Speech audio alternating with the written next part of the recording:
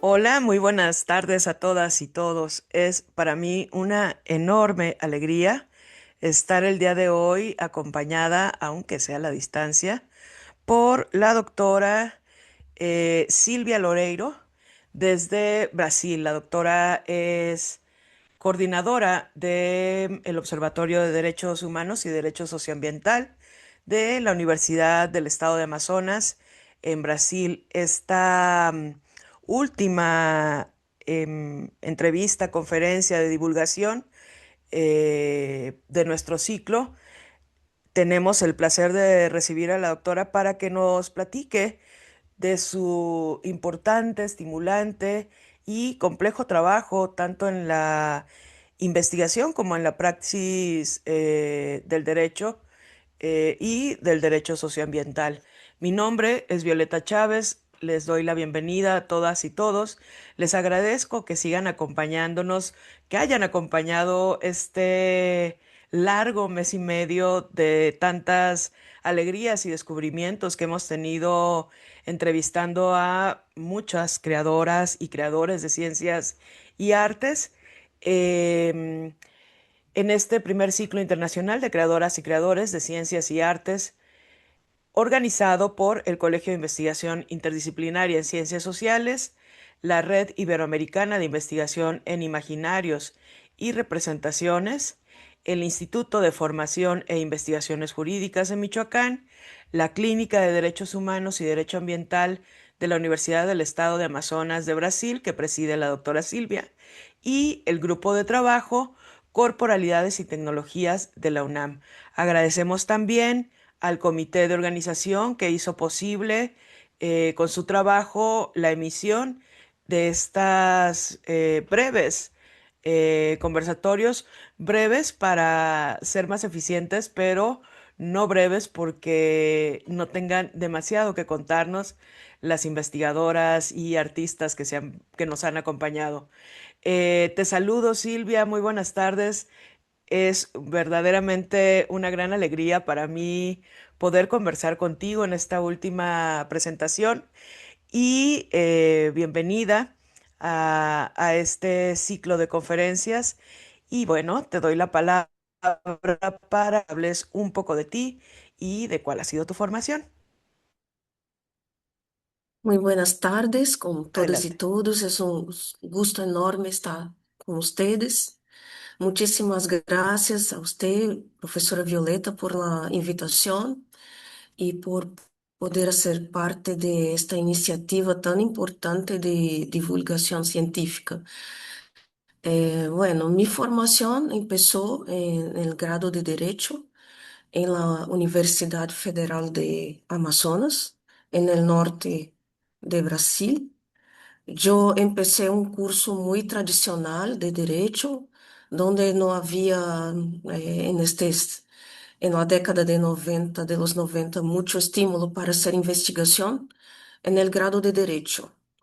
Pero yo tuve un profesor muy importante en mi formación ambientalista, que fue el profesor Rock, que estaba recién llegado de su maestría en Derecho Ambiental en São Paulo, que, aunque no fuera obligatorio, nos estimuló a hacer una monografía en su disciplina y desde ahí empezó mi interés por el derecho ambiental. Posteriormente a esta experiencia en la universidad, yo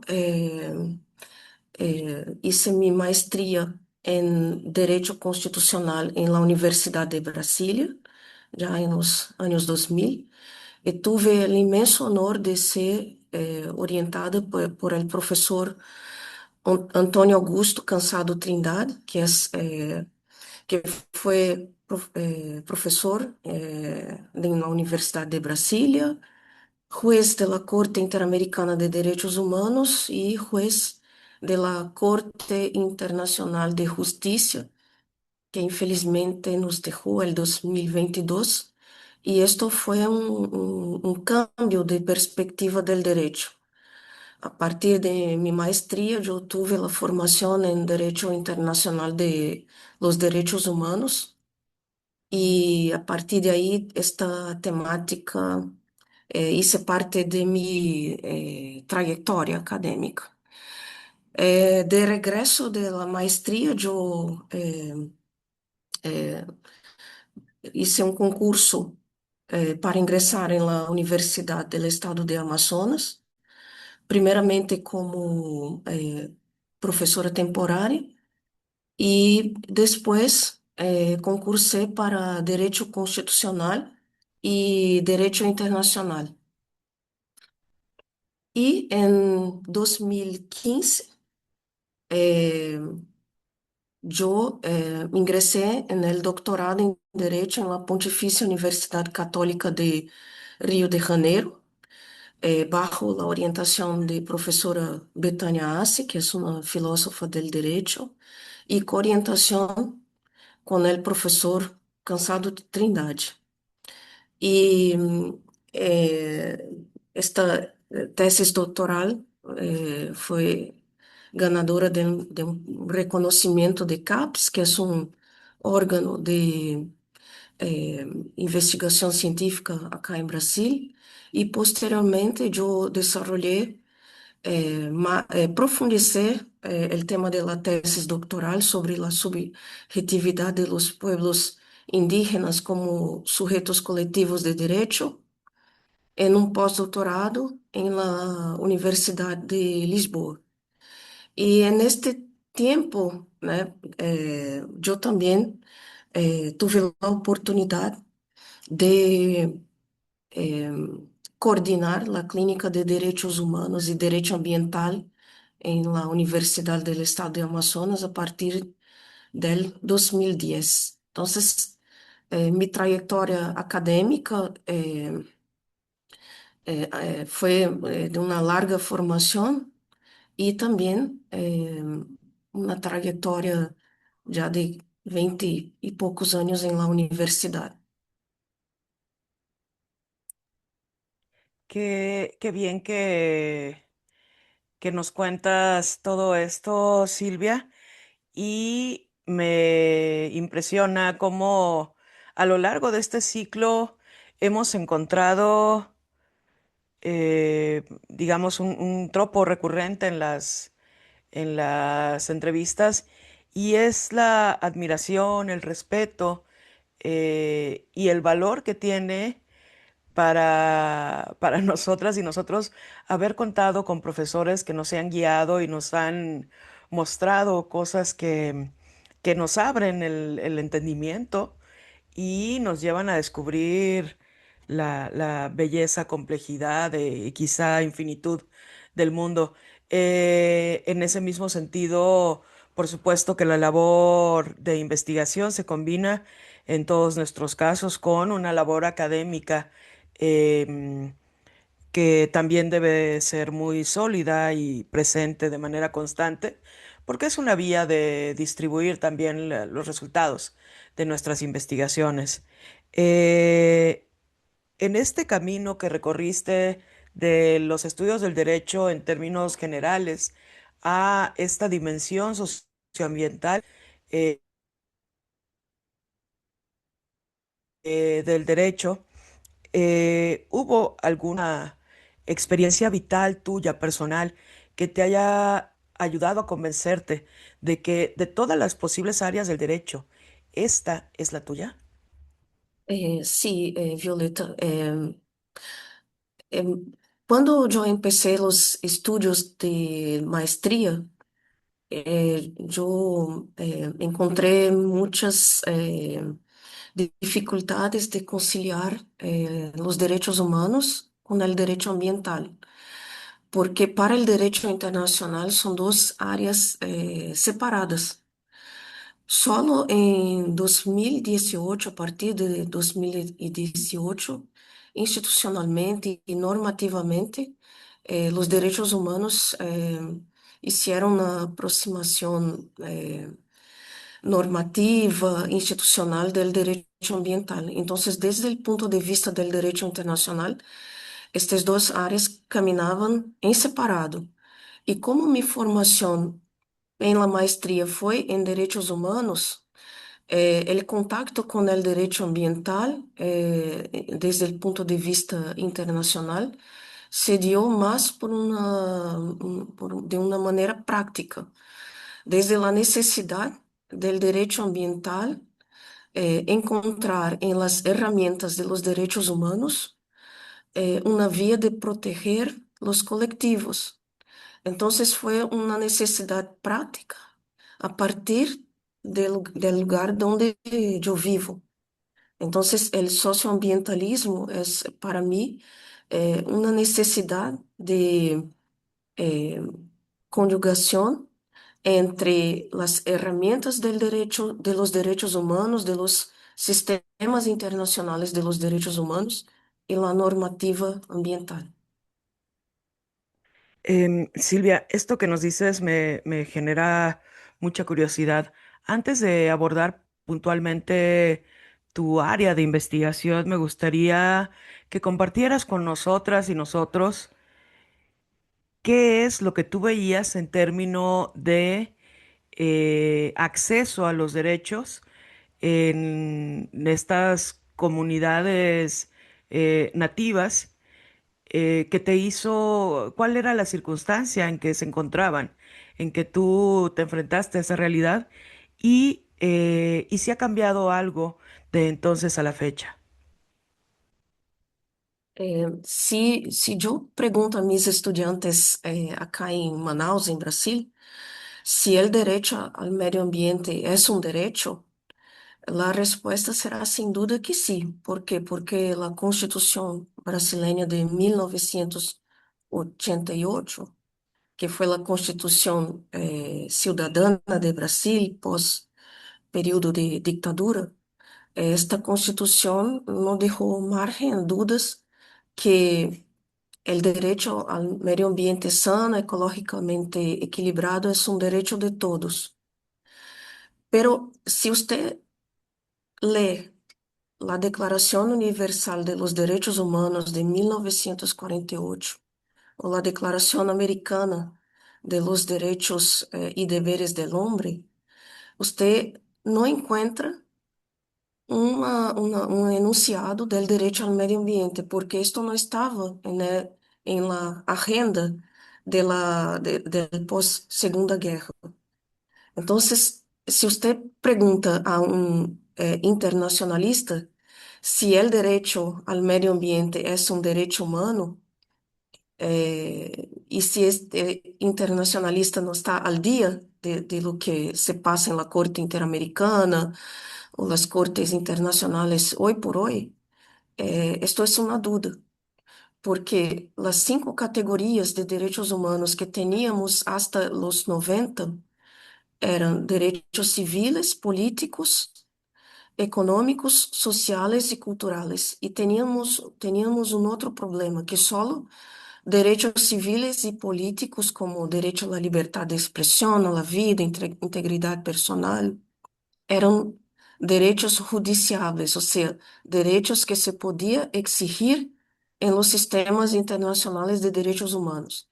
Entonces, para denunciar violaciones ambientales como deforestación, como pérdida de biodiversidad, era necesario poner el ser humano como víctima de una violación de un derecho suyo a la vida o a la integridad personal, y no un derecho propiamente de este ser humano a un medio ambiente sano o quizás de la naturaleza en sí misma. Entonces era un gran problema hablar de derecho ambiental en los escenarios de derechos humanos. Entonces, gracias a una evolución jurisprudencial y normativa que aún demanda mucho desarrollo, se puede hoy día hablar de un derecho humano al medio ambiente sano dentro de un sistema de derechos humanos, pero no de un derecho de la naturaleza, así como un derecho de un ser humano a un medio ambiente sano que tenga un componente ambiental suyo violado. Es muy complejo lo que nos estás aclarando, Silvia, y tiene que ver con el entramado, con los supuestos básicos del sistema jurídico occidental y de nuestra, Sí, incluso de ujú, nuestra cosmogonía, ¿verdad? En ese sentido, sí, Silvia, hace rato nos explicabas cómo esta, no sé cómo llamarla, esta disonancia entre la realidad y las herramientas que tenemos para comprenderla, las herramientas jurídicas, eh, genera que problemas reales sean tratados como inexistentes o de plano no sean abordados. Y entre estas disonancias está esto que nos decías cuando nos hablabas de la dificultad tan grande que representa considerar o reconocer o al menos suponer que es posible imaginar que existen los sujetos colectivos y que los pueblos indígenas son sujetos colectivos y no individuales como sucede en la base del derecho occidental. ¿Podrías abundar en esta cuestión? Explicarnos a qué te refieres con sujeto colectivo cuando hablas de estas comunidades nativas, por favor. sí, ajá, sí, gracias, Violeta. Em, En la Convención Americana sobre Derechos Humanos, luego en el artículo primero, punto 2, la Convención deja constancia de que para los efectos de esta Convención, persona es todo ser humano, en el singular. Esto por mucho tiempo hizo que la Corte Interamericana de Derechos Humanos no aceptara demandas de pueblos indígenas o comunidades tribales, o sea, comunidades tradicionales, porque era necesario individualizar María, José, Juan, quiénes son estas personas que componen un pueblo. Y en términos prácticos, esto es casi imposible, porque primeramente, los pueblos indígenas y comunidades tradicionales son colectivos. Entonces, eh, si usted viola un derecho a un miembro de la comunidad o del pueblo, es como si usted violara el derecho de todos. Hay un liame muy estricto sobre la base de la vida, de la integridad personal, de la cultura, mismo de la propiedad comunal.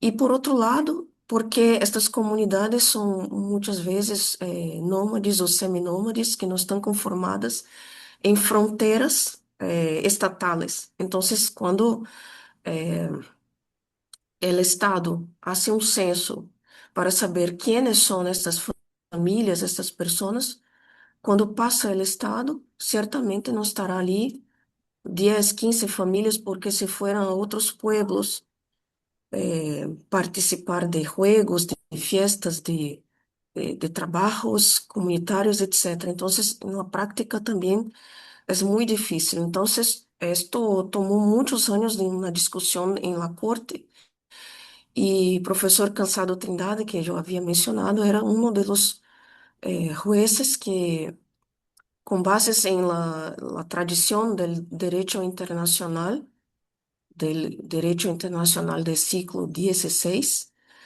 sostenía que el derecho de los pueblos indígenas debía ser leído como derecho de gentes, o sea, colectivamente. Solo en el 2012, en un caso contra el Ecuador, del pueblo Quichua contra el Ecuador, la Corte, en un caso concreto, decidió que el pueblo en sí mismo era un sujeto víctima de violaciones. En una opinión consultiva, poco más tarde, de 2016, aceptó que los pueblos y comunidades tradicionales pueden demandar en su propio nombre, en nombre del pueblo. Entonces, esto es un gran avance, pero jurisprudencial. No está escrito en la convención, porque las bases teóricas de la convención son las bases del derecho internacional de los derechos humanos liberal individualista. muy importante a su tiempo, pero que no estaba preparado para proteger derechos de colectividades.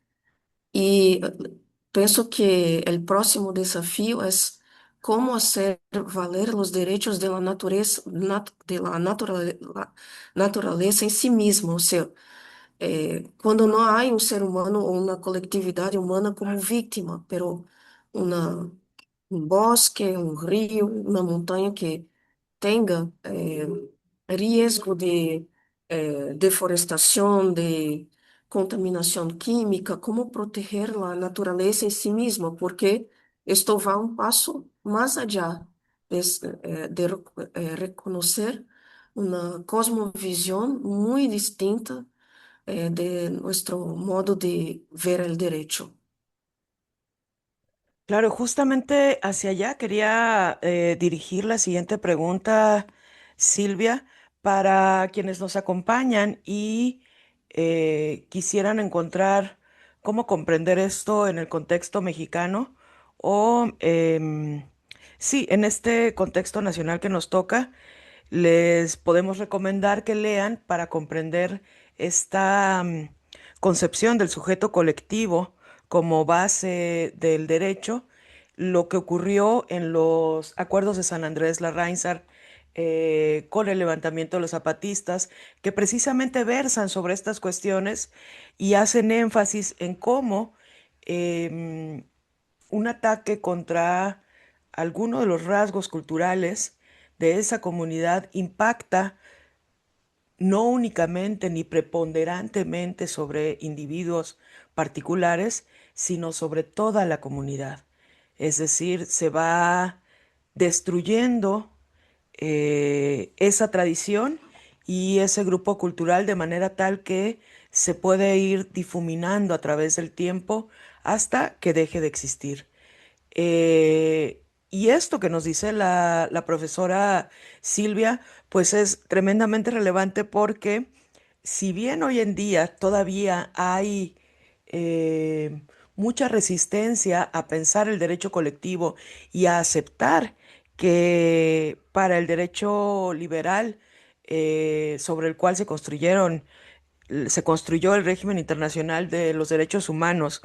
El sujeto es la base, el sustrato de todo derecho, em, y que este presupuesto teórico, consciente o no, limita las capacidades que tenemos de comprender otras formas de construir el derecho. Todavía estamos muy lejos de pensar en derechos inherentes a la naturaleza. Y quizá esto nos pone, esto enmarca todavía más, resalta todavía más la distancia que hay en nuestra concepción de la realidad como personas que si bien somos latinoamericanas, vivimos de manera occidentalizada, es decir, bajo reglas, religiones, economía, etcétera, generada en Occidente. En este sentido, profesora, eh, ¿qué avance podríamos decir que hay para hablar de derechos inherentes a la naturaleza o a la madre tierra o a la Pachamama o a como se le llame en cada uno de estos contextos culturales? Creo que los principales avances en estos términos fueron dados por la corriente del nuevo constitucionalismo latinoamericano o constitucionalismo andino, de las constituciones de Bolivia y de Ecuador, y a través también de las decisiones de la Corte Constitucional colombiana. Eh, pero de hecho es como olas.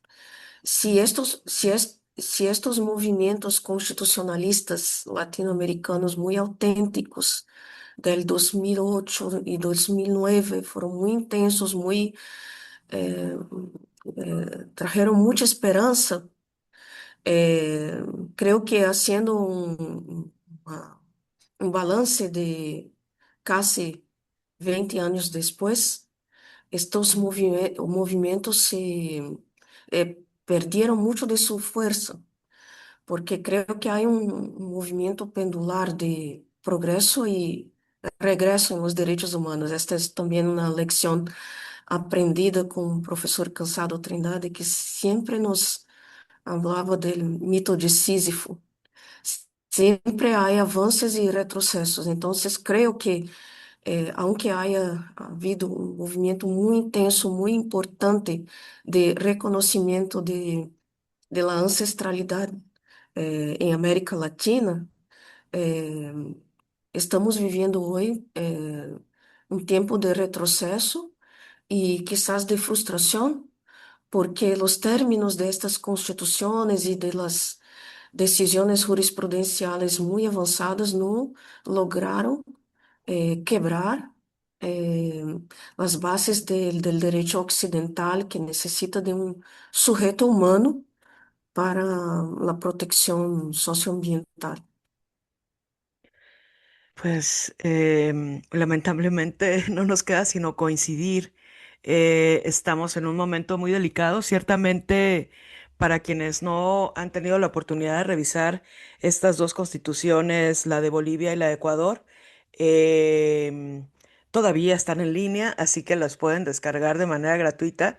Y realmente fueron momentos muy alentadores, muy esperanzadores, pero ciertamente como recuerda la doctora Silvia, em, Sísifo no sería él si no estuviera al pendiente constantemente de cuando la piedra cae y hay que volverla a subir a la montaña.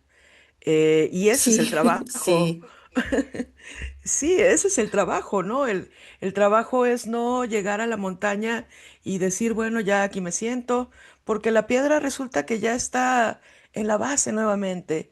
Y eso probablemente es lo que nos está pasando hoy día cuando vemos todos estos procesos políticos que tienen a nuestra América tan conflictuada y a la vez tan omitiendo estos problemas que por fin habían alcanzado la luz, omitiendo, oscureciendo la posibilidad de atenderlos porque hay cosas demasiado urgentes a la luz de la geopolítica.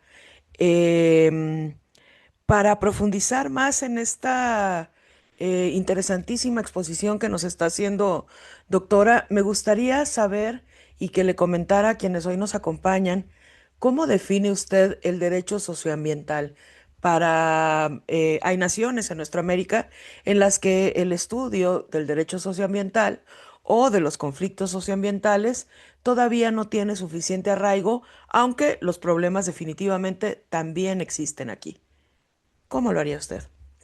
Sí, yo voy a intentar ser sencilla, porque si recurrimos a la doctrina, los profesores, puede parecer complejo en esta definición, pero creo que el derecho socioambiental es un área del derecho que hace una conjugación perfecta entre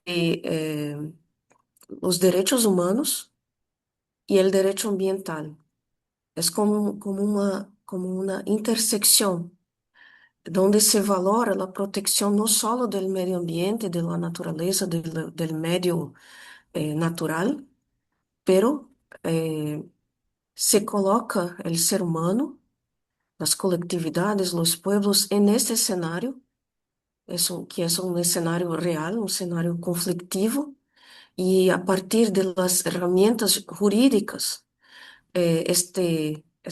este área del derecho intenta eh, dar seguimientos o disminuir la conflictividad. O sea, es un área que no ve el ser humano aislado, como los derechos humanos a veces aborda, como el ser humano no tuviera una participación en la vida política, en la vida pública, y ni tampoco eh, tiene los mismos problemas del derecho ambiental, por lo menos en Brasil, que ve como principal objeto de estudio el medio ambiente natural, o sea, la protección de los bosques, de los ríos, que es muy importante, pero que olvida que en estos bosques, ríos, que el ser humano interfiere en el ambiente. Gracias, doctora. Ahora que lo ha mencionado, para quienes no tenemos la fortuna de haber visitado alguna vez alguno de los lugares sobre los cuales se extiende el Amazonas, ¿podría contarnos cómo es la parte de la Amazonía que le toca a usted como investigadora y a Brasil como nación? Por favor. Sí, gracias. Nosotros en Brasil tenemos una responsabilidad muy grande porque eh, la Amazonía internacional se queda en más larga parte en Brasil. Y nosotros acá en Amazonas tenemos una responsabilidad aún más grande porque el estado de Amazonas, Brasil es una federación, entonces el estado de Amazonas, donde yo vivo, donde está mi universidad, eh, eh, eh, contiene casi un poco más de 50% del territorio de Brasil y donde se queda la más grande parte del bosque de Amazonía. Entonces es una área gigante. eh, Todavía no está sujeta a deforestación intensa como en el vecino estado de Pará, mucho por políticas de desarrollo que no privilegiaron la ganadería, el extractivismo de madera, pero es cierto que tenemos muchos problemas ambientales, sobre todo a partir de los años 2000. Pero el modelo de desarrollo de nuestra región depende muchísimo de incentivos fiscales y esto es muy frágil. Eh, y esto crea una presión muy grande en el sur del estado, donde las actividades ganaderas avanzan. Hay muchos problemas con relación a la explotación ilegal de la minería de oro y la contaminación con mercurio, y también los brotes en los bosques nativos, sobre todo en los meses de mucho calor, en julio, agosto y septiembre. Entonces, por muchos años el estado de Amazonas mantuvo sus bosques de pie. Pero hoy día, con estas presiones de una economía inmediatista, estamos en riesgo. Y por otro lado, aunque haya habido una preocupación en mantener los bosques de pie, también en contrapartida, hay una impresión de que en el Amazonas hay una área con despoblación. Entonces, esto hace con que los grandes proyectos de desarrollo se olviden que, aunque no sea el estado más poblado del país, acá hay pueblos tradicionales, comunidades extractivistas, y con este avance en los programas de desarrollo, esto crea una conflictividad cada vez más grave y urgente. Cierto, esta riqueza medioambiental que tiene Brasil, particularmente en el estado del Amazonas, hace que para las personas que nos acompañan, que en Brasil se hayan desarrollado diversos cuestionamientos muy críticos acerca del concepto de desarrollo.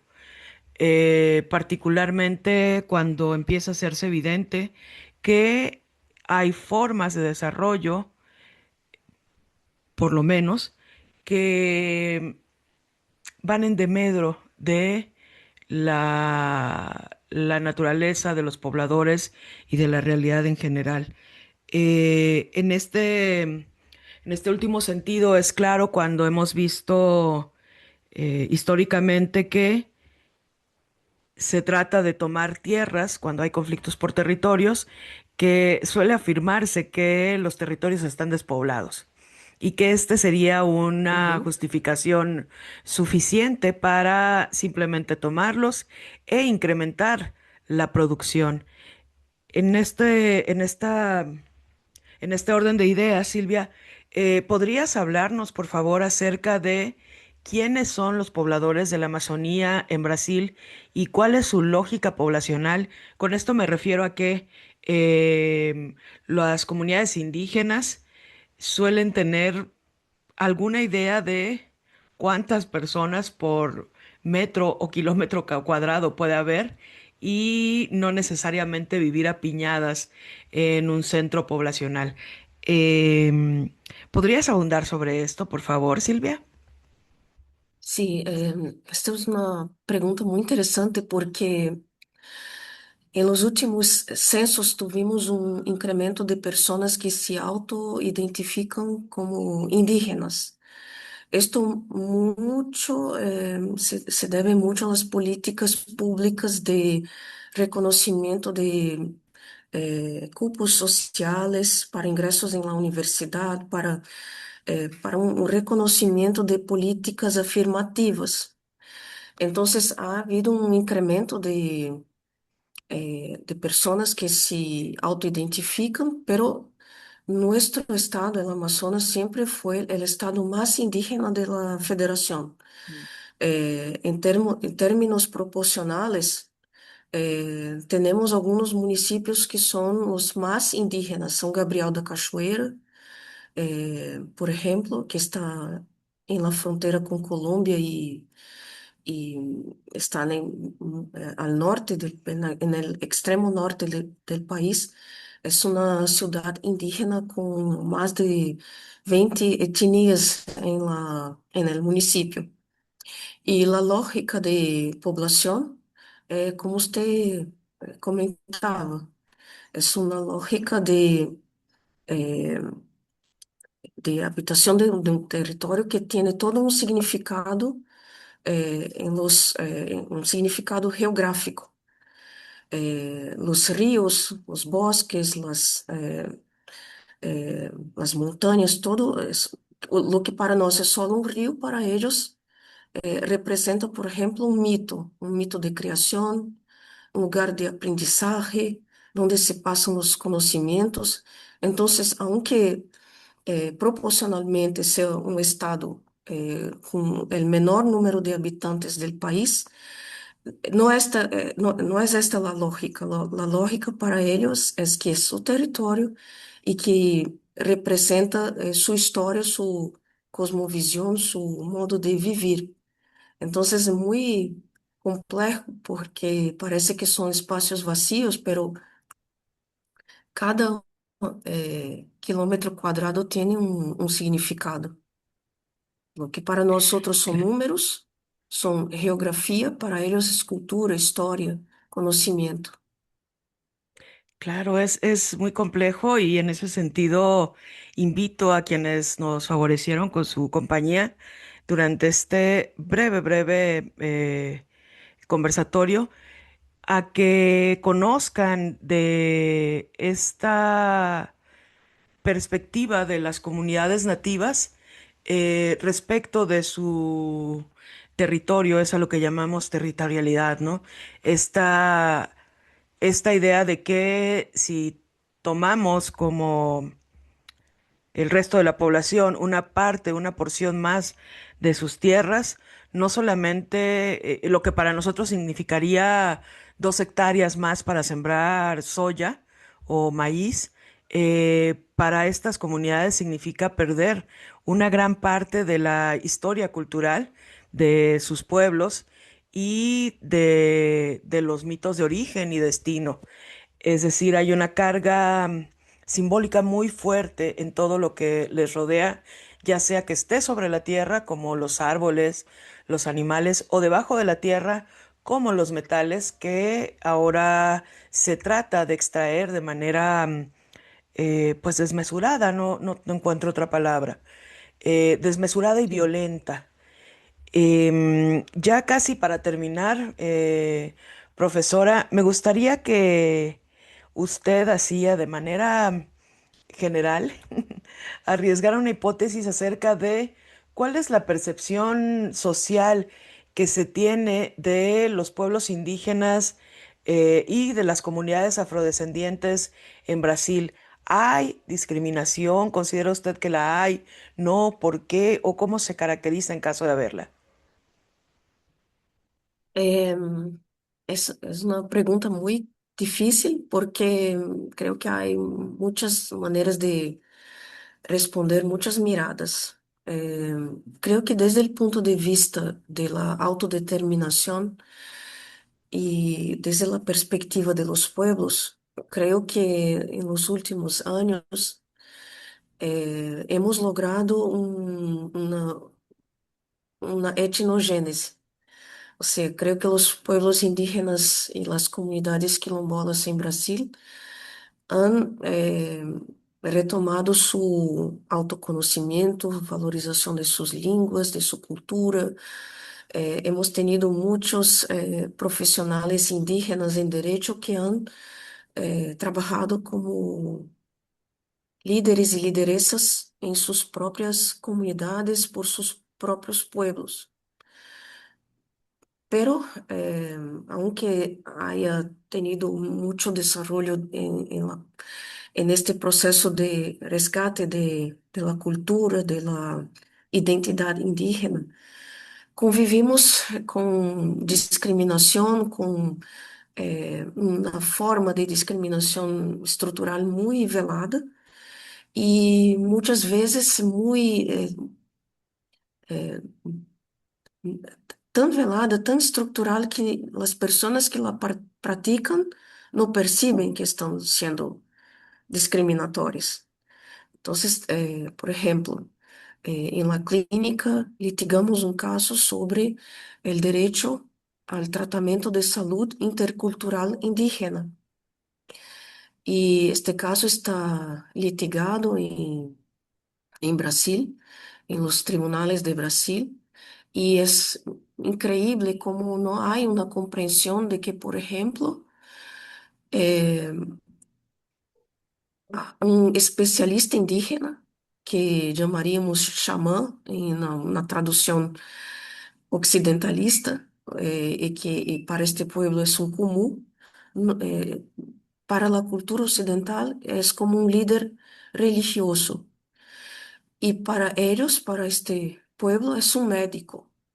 Entonces es muy difícil de hacer entender que la familia, las personas de este pueblo quieren la presencia del común, no para hacer rezas, para hacer manifestaciones religiosas, pero para tratamiento de cura de una enfermedad desde su punto de vista, de su cosmovisión. Entonces, es solo un ejemplo de cómo esto es tan profundo, tan difícil, que cuando hacemos una simple traducción de lo que es un chamán, vamos a las raíces coloniales y traducimos esto como un líder religioso, como un padre, como un fraile y no como un médico. ¿Por qué? Porque no valorizamos el conocimiento profundo de sus procesos de cura desde su punto de vista. Es muy grave lo que nos cuenta, doctora, y lamentablemente es tan grave que sucede a lo largo y ancho de toda nuestra América. Los conocimientos y los saberes tradicionales han sido denostados de manera reiterada con formas de violencia institucional que podríamos denominar discriminación. Em, la limitación está muy probablemente para quien ingenuamente no reconoce que hay discriminación en su actitud respecto de estas otras maneras de hacer la vida, en nuestras estrechas categorías de análisis y la poca disponibilidad que tenemos para ampliarlas. En ese sentido, eh, aunque sea un contrario a lo que, aunque suene paradójico, la ciencia no nos invita a, si algo positivo, si algo bueno tiene la ciencia, es que no nos invita a quedarnos en el dogma y asumir que las categorías Uhum. de análisis con las que hemos crecido y nos hemos desarrollado son las únicas, son eternas y son las mejores encima de todo, es una actitud profundamente anticientífica. En todo Sim. caso, Uhum. sí, sí, adelante. Sim, é uma paradoja, porque en este caso específico no es el caso de negar el tratamiento de la medicina occidental, pero de conjugar, de hacer un tratamiento intercultural. Entonces, es exactamente eso. Sí, por supuesto. Y para eso tenemos, ojalá más adelante tengamos la oportunidad de también entrevistar a personas que se dedican a la antropología médica y que más allá de estar estudiando cuál manera de generar saber o conocimiento es mejor que el otro, como si se tratase de un concurso, se preocupan por la eficiencia que puede tener un tratamiento si se respeta al paciente. Y el Uhum. paciente vive en esta cultura y respeta a sus médicos, que para nosotros son tradicionales, pero para ellos son médicos a secas. Sim.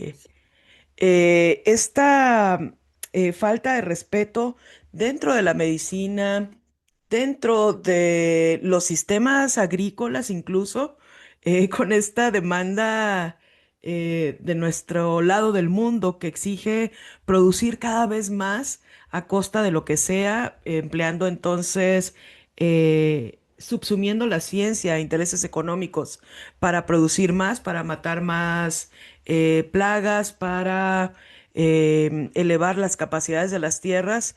Incluso si eso hace que las poblaciones se enfermen por el uso de estos agroquímicos, em, son cuestiones que se amplían a diversas áreas de la vida. Decía la medicina, la agricultura, la educación, incluso pensar lo que nos comentaba la doctora Silvia acerca de cómo cada vez más personas en Brasil, muy probablemente incentivadas por las cuotas para el acceso a la universidad o los subsidios, se han eh, han reconocido o designado como pertenecientes a pueblos originarios. Y además habría que pensar en qué pasa con todos los demás que sabemos por nuestras características fenotípicas que muy probablemente nuestros padres, nuestros abuelos, nuestros bisabuelos que quizá ni siquiera conocimos o no sabemos sus nombres, pertenecían a pueblos indígenas o eran afrodescendientes, pero no tuvimos la oportunidad de aprender su cultura. No Uhum. tuvimos la oportunidad en el sistema educativo de nuestras naciones de aprender otro idioma más que el español en este caso, o el portugués en el caso de la doctora Silvia. No ha sido decisión de gran parte de la población, más allá de la perspectiva de la posición racista que encontramos en muchas de nuestras naciones, no ha sido nuestra decisión no saber hablar, en mi caso, rarámuri. Me hubiera encantado, pero nunca tuve la oportunidad. Espero un día lograrlo, ¿no? Pero también está esta posibilidad. En ese sentido, y ya como última pregunta de esta parte eh, que atañe a su investigación y a su actividad, me gustaría saber en esta clínica, perdón, en esta clínica de Derecho Socioambiental y Derechos Humanos que coordina desde hace mucho tiempo y que ha tenido productos como estos litigios establecidos para la defensa de estos derechos, que nos diera una breve descripción de las actividades que realizan en la clínica, por favor. Sí, Violeta, então, en la clínica tenemos proyectos muy variados. Entonces, somos una clínica generalista, no tenemos un área específico de derechos humanos o de derecho ambiental. Trabajamos por demanda y por proyecto.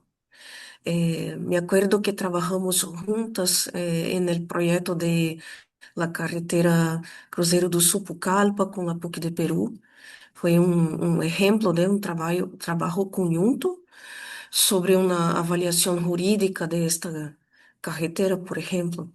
Me acuerdo também que é uma de nossas linhas de trabalho participar em los processos de opiniões consultivas em la Corte Interamericana de Direitos Humanos. Trabajamos juntas em um projeto de escrito de opinião consultiva sobre a reeleição presidencial indefinida. También hacemos amicus curiae para la Corte, para la Suprema Corte de Brasil.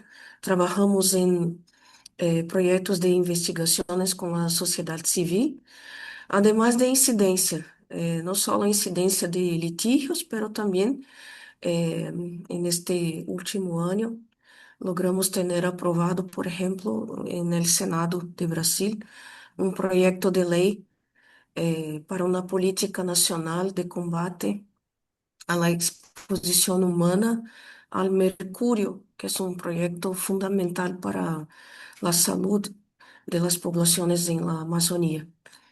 Y entonces trabajamos con proyectos y con un abanico de demandas muy amplio. Qué bonito trabajo el que realiza Silvia. Yo te agradezco también por haberme admitido ahí entre, entre las personas que colaboraron en estos proyectos. Espero seguir haciéndolo.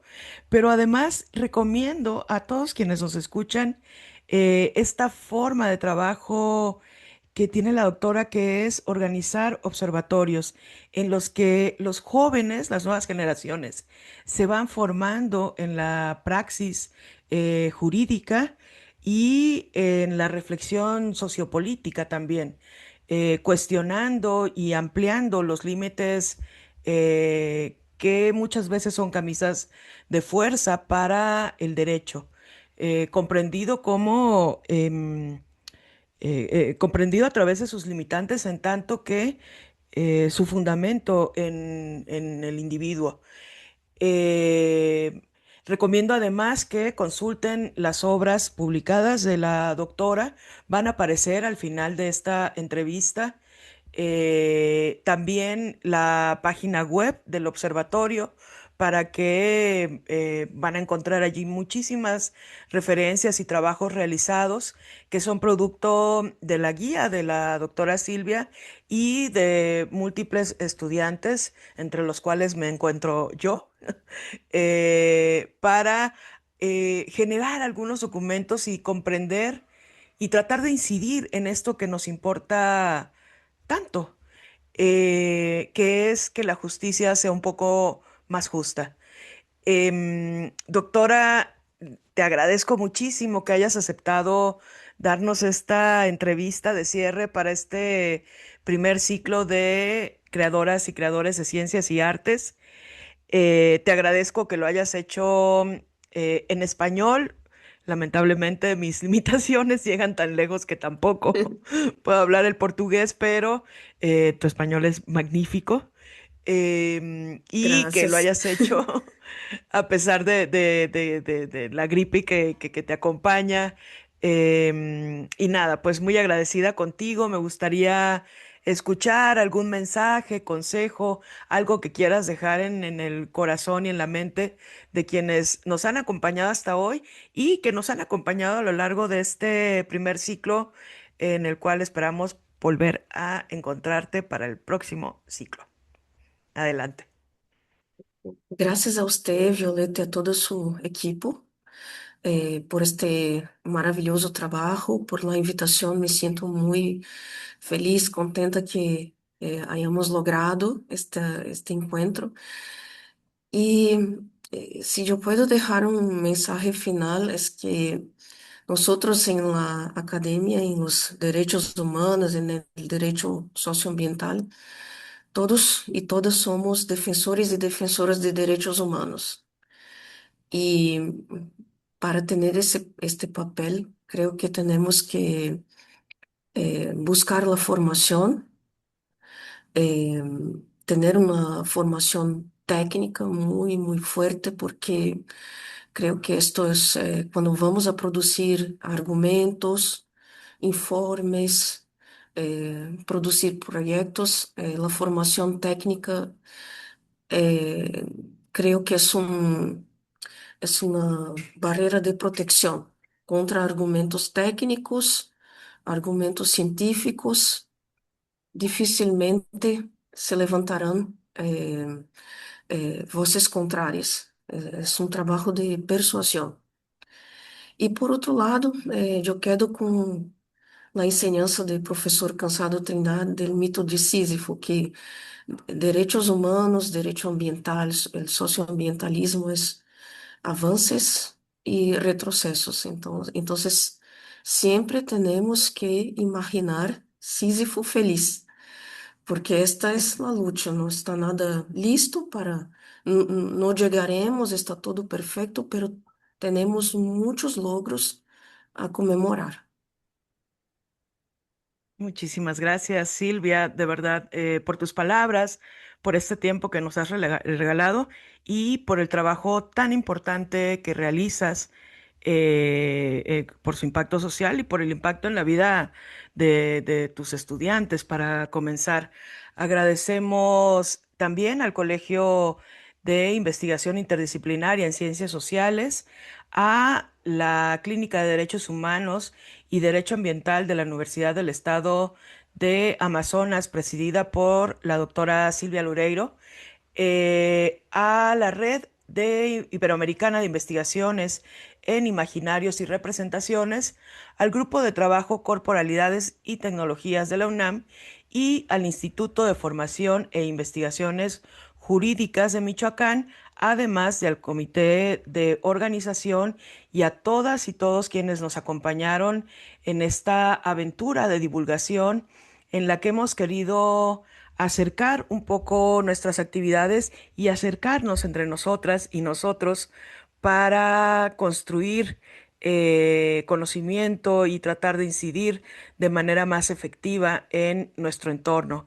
Mi nombre es Violeta Chávez, ha sido un verdadero placer estar con todas ustedes y estar el día de hoy contigo, doctora Silvia Loureiro.